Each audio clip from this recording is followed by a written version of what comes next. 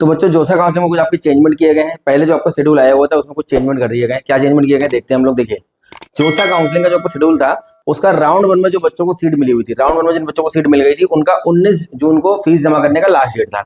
लेकिन अभी इन्होंने क्या किया है कि 19 जून से बढ़ा करके क्या कर दिया, इन्होंने 22 जून कर दिया। अब 22 जून तक क्या कर सकते हैं, जिन बच्चों को राउंड वन में सीट मिल गई थी वो क्या कर सकते हैं, यहाँ पे फीस सबमिट कर सकते हैं। मतलब किसी बच्चे का लेट हो गया था, छूट गया है, तो वो यहाँ पे कर सकता है, फीस जमा कर सकता है। अभी बहुत सारे बच्चों का मेडिकल सर्टिफिकेट नहीं मिल पा रहा था, कुछ और चीजें बच्चे नहीं कर पा रहे थे, क्योंकि उसमें जब आप सबमिट विलिंगनेस में जाएंगे तो आपको 3 ऑप्शन उसमें दिखेंगे, फ्लोट, फ्रीज और स्लाइड। अब मैंने कई बार आपको बताया कि तीनों का मतलब क्या होता है। देखिए, जोसा काउंसलिंग में जो आपके चेंजमेंट किया गया है इससे आपका सीसा पे कोई इंपैक्ट नहीं पड़ने वाला, क्योंकि लास्ट राउंड जो है वो आपका उसी डेट पे होगा जिससे पहले होने वाला था। इन्होंने पहले राउंड की फीस जमा करने की डेट आगे बढ़ा दी है। उसके बाद सेकंड राउंड से जो रिजल्ट आपका आएगा उसकी डेट थोड़ी सी चेंज की है, सेकंड राउंड की, थर्ड राउंड की और फोर्थ राउंड की।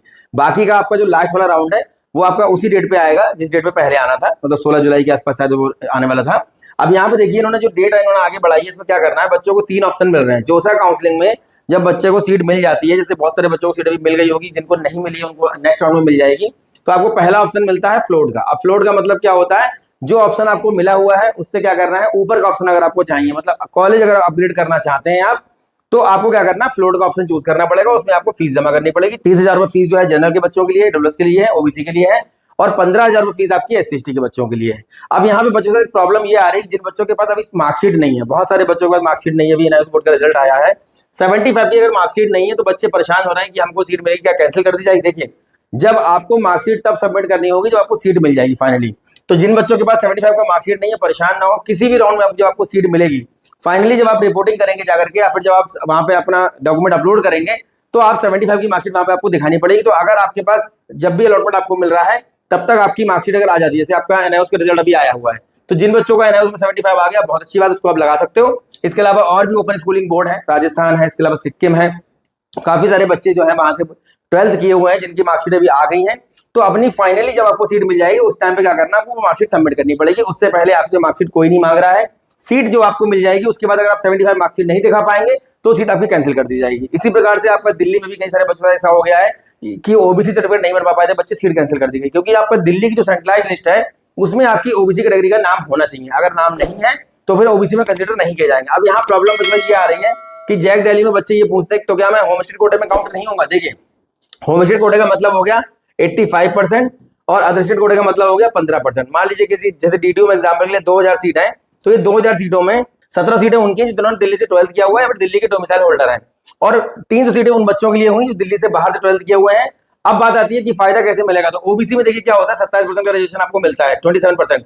ये आपको तभी मिलेगा जब आप दिल्ली की सेंट्रलाइज लिस्ट में आपकी कैटेगरी का नाम होगा और वो सर्टिफिकेट वहां पे आप सबमिट करेंगे। ठीक है, तो ये सब चीजों का आपको ध्यान रखना है। इसी प्रकार से आपका देखते हैं और क्या क्या चेंजमेंट यहाँ पे किए गए। देखिए, तो बच्चों दूसरे राउंड का जो रिजल्ट आपका आना था वो आना था 21 जून को। ये आपका 21 जून का रिजल्ट आना था, अपना जो पुराना शेड्यूल था उसके हिसाब से। अब ये 21 जून से इन्होंने क्या कर दिया है, 25 जून कर दिया है। 25 जून को क्या आएगा, आपका अलॉटमेंट आएगा सेकंड राउंड का। उसके बाद आपका 25 जून से स्टार्ट होगा आपका online reporting, fees payment, document uploading, response वगैरह जो भी आपको देना होता है, और ये चलेगा फिर आपका 29 जून तक। 29 जून लास्ट डेट है, मतलब 25 को रिजल्ट आएगा तो 25, 26, 27, 28, 29, 5 दिन का आपको समय मिल रहा है यहाँ पे क्या करने के लिए, फ्लोट करने के लिए, फ्रीज करने के लिए, स्लाइड करने के लिए। स्लाइड का मतलब है कि कॉलेज अगर आपको मिल गया है उस कॉलेज में केवल आपको ब्रांच चेंज करनी है। बहुत सारे बच्चों को भी जबलपुर के अंदर स्मार्ट मैन्युफैक्चरिंग मिला हुआ है। और एक बात, जोसा के पहले राउंड का जो रिजल्ट है पिछले साल के कंपैरिजन में इस बार कट ऑफ जो है बहुत नीचे जा रहा है। मतलब जो ब्रांच लास्ट ईयर जोसा के 5th राउंड में 40,000 पे क्लोज हुई थी, वही ब्रांच मैं देख रहा हूँ इस बार आप लोग भी देख रहे होंगे, तो फर्स्ट राउंड में ही जोसा की जो है 40-45 पे मिल जा रही है। तो ये आपको जो इससे ये फायदा, इससे ये पता चल जाता है कि आपका लास्ट राउंड तक कट ऑफ और नीचे जाएगा। तो पेशेंस रखें, जैसे आपने चॉइस फिलिंग की होगी उसके हिसाब से आपको अलॉटमेंट मिलेगा। ऐसे बहुत सारे बच्चे लास्ट में फ्लोट, स्लाइड, फ्रीज तीनों में से कोई भी ऑप्शन चूज नहीं करते। जिनको अपने बेटर ऑप्शन मिल जा रहे हैं वो तो फ्लोट और स्लाइड कर दे रहे हैं, पर जिनको नहीं मिल पा रहा है वो बच्चे विड्रॉ कर देते हैं, मतलब छोड़ काउंसलिंग से बाहर हो जाते हैं। वो सारी सीटें नेक्स्ट राउंड में जाती हैं। तो अभी आपका जो रिजल्ट आएगा थर्ड राउंड का वो कब आएगा, 2 जुलाई को। देखिए आपका ये आने वाला है। अब 2 जुलाई को जो रिजल्ट आपका आएगा, फिर 2 जुलाई से क्या होगा, आपका फीस जमा करने का प्रोसेस शुरू होगा। ऑनलाइन रिपोर्टिंग, फीस पेमेंट कितना करना होता है, 15,000 करना है एससी/एसटी बच्चों को, और जनरल ईडब्ल्यूएस वाले, ओबीसी वाले बच्चों को करना है 30,000 रुपए।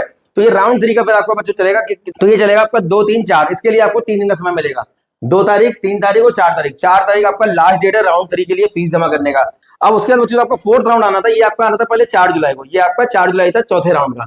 चौथा राउंड आपका 4 जुलाई को आना था पुराने शेड्यूल के हिसाब से। अभी नया शेड्यूल आपका जो आया हुआ है इसके हिसाब से चौथा राउंड कब आ रहा है वो देख लेते हैं हम लोग। देखिए, इसके हिसाब से आपका जो नया शेड्यूल आ रहा है नया शेड्यूल जो आपका आया हुआ है, जो आपका 4th राउंड है, ये बच्चों अब आपका आएगा 6 जुलाई को। 6 जुलाई को आपका 4th राउंड का रिजल्ट आएगा। मतलब पहले आपका आना था 4 जुलाई को, अब आ रहा है आपका 6 जुलाई को। 6 जुलाई को आपका 4th राउंड का रिजल्ट आएगा और 4th राउंड तक जाते जाते काफी सारे बच्चों को अच्छे ऑप्शंस मिलने लगेंगे। शुरुआत के राउंड में नहीं मिलते हैं, जो बच्चे पेशेंस रखते हैं उनको बाद में अच्छे ऑप्शंस मिलने स्टार्ट हो जाते हैं। मतलब कि बाद में सीटें जो बच जाती हैं, जो बच्चे छोड़ के चले जाते हैं उनको सीटें मिल जाती हैं बच्चों को। और इसके अलावा जैसे जैसे आप नेक्स्ट राउंड में बढ़ते रहेंगे, बच्चा बोलता है कि स्पॉट राउंड में जाने का फायदा क्या है। अभी सीएससीबी पे एक पूरा डिटेल वीडियो बनाएंगे जिसमें हम बताएंगे पिछले साल जोसा के लास्ट राउंड के बाद कितनी सीटें किस कैटेगरी में, किस कॉलेज में, किस ब्रांच में कितनी सीटें खाली थी। और उसमें आप देखिएगा ऑलमोस्ट 90 मतलब 90 तिरुचनापल्ली के अंदर भी कंप्यूटर साइंस की सीटें भी खाली आपको देखने को मिलेंगी। और हर साल सीटें खाली बच जाती हैं, तो अपना स्पॉट राउंड में जाने में बच्चों का जैकपॉट लग जाता है। काउंसलिंग में आपको पेशेंस रखना बहुत जरूरी है, डेडिकेशन बहुत जरूरी है, वरना जल्दबाजी में अच्छा ऑप्शन नहीं मिल पाता। तो 4th राउंड रिजल्ट जो आपका 4 को आना था, अब आपका आ रहा है 6 जुलाई को। 6 जुलाई के बाद आपको जो समय मिलेगा फीस जमा करने का, ऑनलाइन रिपोर्टिंग फीस पेमेंट का क्या करने कितना समय मिलेगा आपको, देखिए यहाँ पे ऑनलाइन रिपोर्टिंग फीस पेमेंट करने का क्या समय मिलेगा आपको, 6 तारीख, 7 तारीख, 8 तारीख, 9 तारीख। यहाँ पे बच्चों आपको 4 दिन का समय देखिए मिल रहा है फीस जमा करने का। जो बच्चे यहाँ पे रिस्पॉन्स करेंगे उन बच्चों को यहाँ पे क्या करना है, फ्लोट करना है, स्लाइड करना है, फ्रीज करना है। जो बच्चे काउंसलिंग से बाहर हो जाएंगे वो सारी सीटें 5वें राउंड में फिर चली जाएंगी। अभी जो 5th राउंड आपका था बच्चों, ये पहले जो आने वाला था, ये आने वाला था आपका 10 जुलाई को। 5वां राउंड आना था 10 जुलाई को, ये आपका आना था। अब आपका 5th राउंड कब आ रहा है, देखिए अब आपका आ रहा है, ये 5th राउंड है, ये आ रहा है आपका 11 जुलाई को। मतलब एक दिन का डिफरेंस यहाँ पे देखने को मिल रहा है। अब आएगा 11 जुलाई को, तो 11 जुलाई को आपका 5वां राउंड बच्चों आ जाएगा।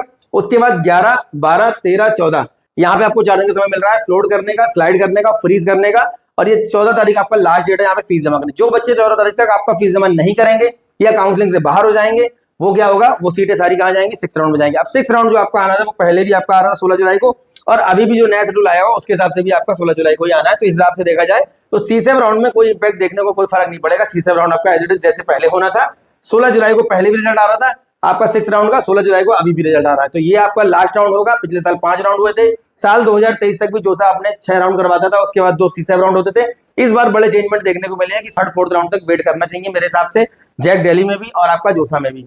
और जिन बच्चों का रैंक 50,000 के बाहर निकल रहा है उनको सबको पता है कि आपको ब्रांच से कंप्रोमाइज करना पड़ जाएगा, लेकिन वो भी ब्रांचेस आपको तब मिलेंगी जब जोसा के लास्ट राउंड चल रहा होगा, या फिर C7 तक भी जाना पड़ सकता है। तो पेशेंस आपको रखना पड़ेगा। लाइन में पीछे लगे हुए हैं, थोड़ा सा आपको देर लगेगी पहुंचने में, लेकिन आप पहुंच जाएंगे और वो डेस्टिनेशन आपको मिल जाएगी। तो इस तरीके से जोसा में बच्चों हमारे शेड्यूल चेंज किए गए हैं। बाकी आपका जो C7 राउंड होना था वो एज इट इज जैसा पहले होना था वैसे ही होगा, और C7 पे डिटेल वीडियो बहुत जल्दी आपको दे देंगे। इसके अलावा एक और आपके न्यूज आई है कि आपका IPCT का चॉइस फिलिंग हो सकता है कि आज स्टार्ट हो जाए। तो बच्चों ये GGSIP की तरफ से देखिए आया हुआ नोटिफिकेशन, इसमें दिया हुआ है कि आपके जितने बच्चे रजिस्टर्ड हुए हैं अभी तक, और ये 19/6 को आया था, मतलब 19 जून को आया था। ये यहाँ पे देखिए लिखा हुआ है, जो प्रोग्राम के नाम लिखे हुए यहाँ लिखे हुए BBA, और उसके बाद आपका BTech, BCom, BA इकोनॉमिक्स और BA आपका JMC, मतलब यहाँ पे जर्नलिज्म जो दिया हुआ है। यहाँ पे आपका जो है प्रोग्राम कोड भी दिए गए। जो बच्चे अभी तक रजिस्टर कर दिए हैं IPO की काउंसलिंग में, बहुत अच्छी बात है। नहीं किए हैं 23 जून से पहले आपका रजिस्ट्रेशन कर दीजिए, और आपका चॉइस फिलिंग हो सकता है कि आज मोस्ट प्रोबेबिलिटी ये है कि आपका आज स्टार्ट हो जाएगा। और चॉइस फिलिंग कैसे करना है, आपका 2 गवर्नमेंट कॉलेज आपके यहाँ पे है, USICT है, USER है। उसके बाद आपका जो है MAIT है, MSIT है। उसके बाद आपका जो है MAIT है, MSIT है, भारतीय विद्यापीठ है। उसके बाद आपका भगवान परशुराम है, विवेकानंद है, डॉक्टर अखिलेश दास गुप्ता है, HMR है, GTVIT है, GNIT है, GNOT है, जिम्स है। ये आपके कॉलेज यहाँ पे पार्टिसिपेट करते हैं। प्राइवेट में भी अच्छे कॉलेज हैं सारे, और 2 गवर्नमेंट कॉलेज हैं। एक आपका ऑटोमेशन रिसर्च का है, दूसरा आपका इन्फॉर्मेशन कम्युनिकेशन टेक्नोलॉजी का कॉलेज है, जहाँ पे आपको 5 ईयर के प्रोग्राम मिल जाएंगे, मतलब डुअल डिग्री कराता है आपका, 4 ईयर प्रोग्राम नहीं है वहाँ पे। तो किस तरीके से चॉइस फिलिंग करना है, जोसा के बाद सबसे ज्यादा बच्चे इसी कॉलेज में पार्टिसिपेट करते हैं, क्योंकि दिल्ली के अंदर सारे कॉलेज लोकेटेड है। तो बच्चा यहाँ पे दिल्ली के अंदर कॉलेज चाहता है कि भाई दिल्ली के अंदर मुझे कोई कॉलेज मिल जाए। और दूसरी चीज यहाँ पे प्लेसमेंट वगैरह बहुत अच्छा रहता है। तीसरी चीज यहाँ पे जो है नंबर ऑफ कॉलेज पार्टिसिपेट ज्यादा करते हैं, इसलिए काफी सारे बच्चे यहाँ पे रजिस्टर करते हैं अपनी JEE मेंस की रैंक के बेस पर। एक बेटर ऑप्शन अगर आप चाहते हैं तो GGSIP में 23 से पहले आप रजिस्ट्रेशन कर दीजिए। और चॉइस फिलिंग कैसे करना है, किस तरीके से प्रेफरेंस ऑर्डर आपको सेट करना है, अपनी ब्रांच वाइज, कॉलेज वाइज, हम लोग लाइव या वीडियो के माध्यम से डिस्कस करेंगे। कैसे आपको चॉइसेस को भरना है, किस तरीके से आपकी चॉइसेस वहां फिल की जाएंगी, और आपका प्रायोरिटी ऑर्डर कैसे सेट किया जाएगा, इस सारी चीजें हम लोग जल्दी वीडियो या लाइव माध्यम पर डिस्कस करेंगे, बहुत जल्दी हम लोग। इसके अलावा काउंसलिंग के रिगार्डिंग जो भी अपडेट है मैं आप तक लगातार पहुंचाने का प्रयास कर रहा हूँ, आगे भी करता रहूंगा।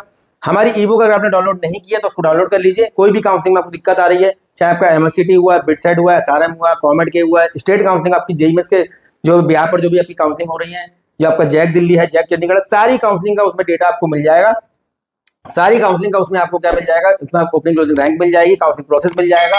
अब तक लगभग 2000 बच्चे इसको डाउनलोड कर चुके हैं, 299 हमने ये जो है पब्लिश कर रखी है। इसको आप डाउनलोड कर सकते हैं जाकर के thementor.co.in पे जाइए, उसको डाउनलोड कर लीजिए और अपनी काउंसलिंग को आसान बनाइए। तो काउंसलिंग के रिगार्डिंग जो भी अपडेट है मैं लगातार आप तक पहुंचाने का प्रयास कर रहा हूँ, आगे भी करता रहूंगा। नेक्स्ट वीडियो में मिलेंगे अच्छे टॉपिक के साथ, तब तक धन्यवाद, थैंक यू वेरी मच।